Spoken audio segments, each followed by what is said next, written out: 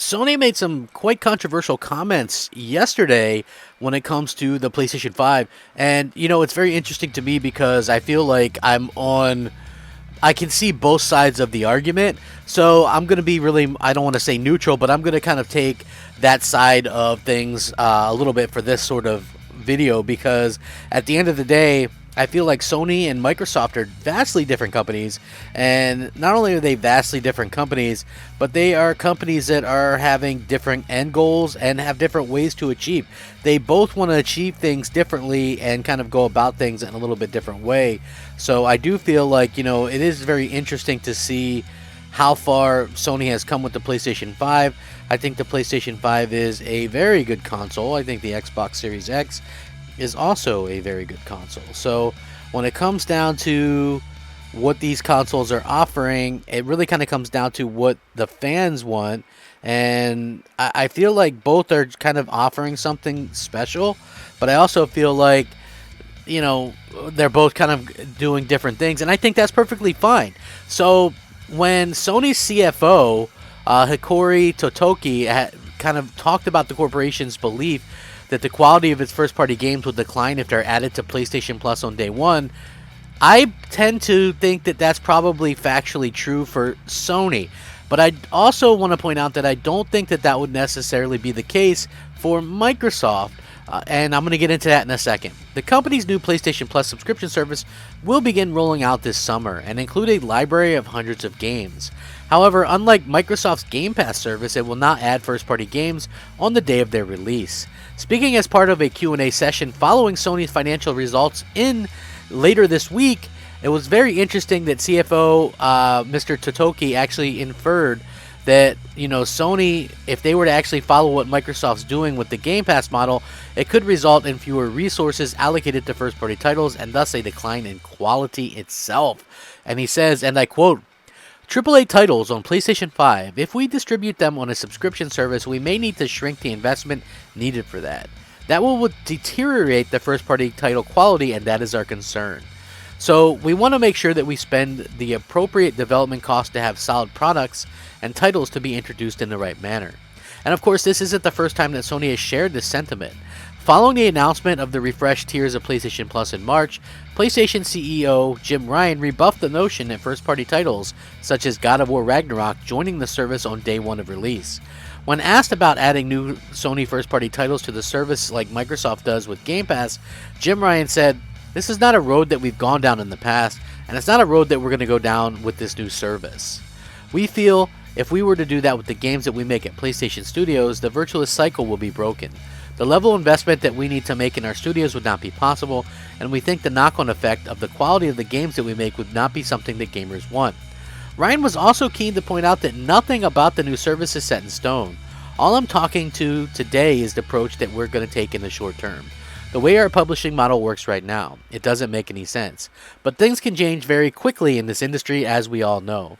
Now, Sony has officially announced their new 3-tier subscription service, which obviously uses the PlayStation Plus brand. And why wouldn't you do that? Because you want that to be looked at as the most favorable option.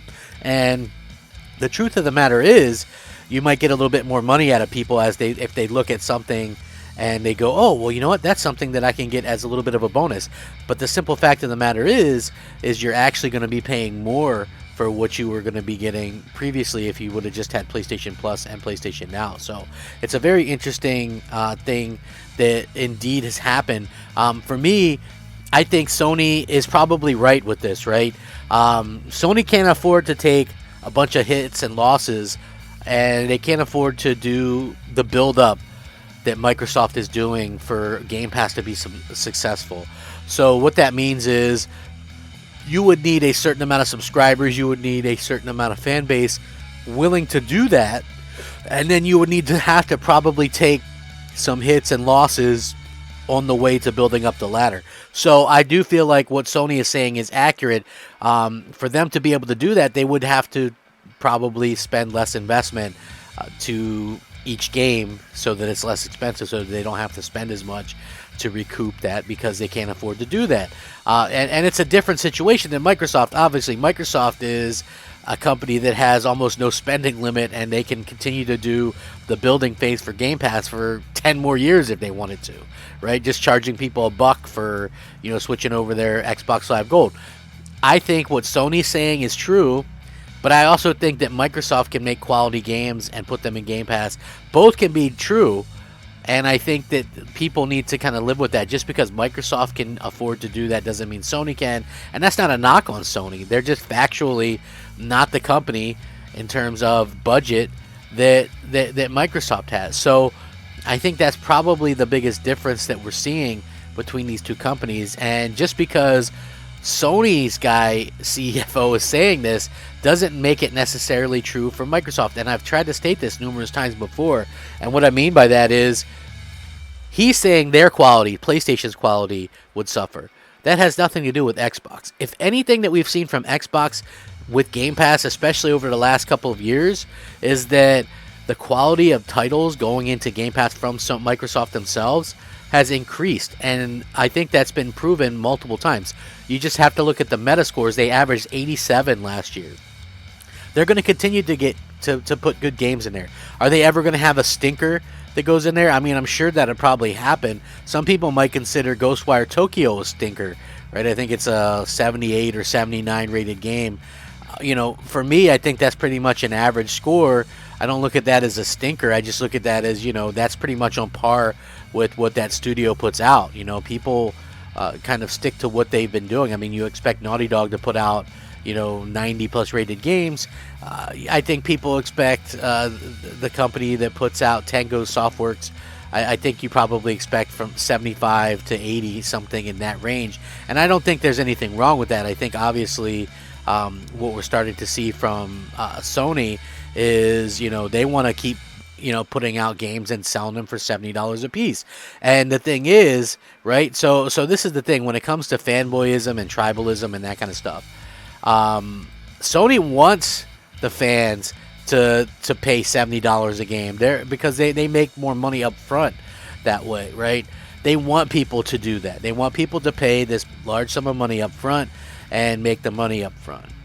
So they want the fans to think this way. So when they see people on Twitter going, yeah, well, we want to pay for quality, it's a knock. They're trying to knock Microsoft, first of all, because they believe that Microsoft can't put out games in Game Pass that are quality, when the factual idea behind what Microsoft is doing is if you're building a subscription service, you can't have low quality stuff there. People won't subscribe for low quality stuff.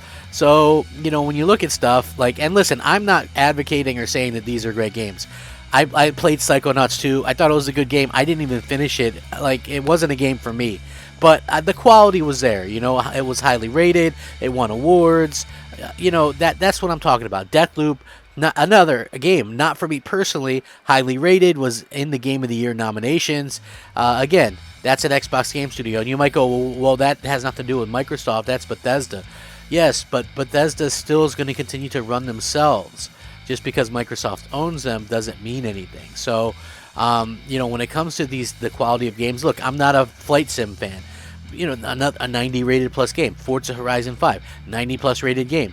Halo 5, 87 rated game. Like, the quality has returned, and yes, they need more games and more output, but the quality has definitely returned for Microsoft, and that is a fantastic thing.